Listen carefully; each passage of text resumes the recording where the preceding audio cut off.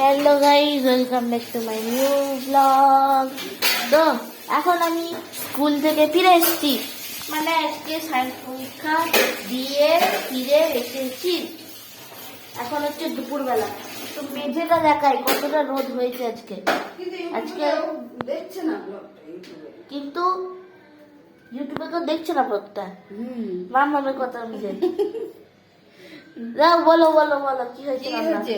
কি হচ্ছে রান্না মানে দেখাও। থালা বাটি ও চাটনি। হ্যাঁ, তেঁতুলের চাটনি, মাছ পেঁপে ঝোল, বাটা মাছ দিয়ে পেঁপে দিয়ে ঝোল, পেঁপে ভাজা, সর্ষে পটল, ভাতের ভিতরে আলু সিদ্ধ।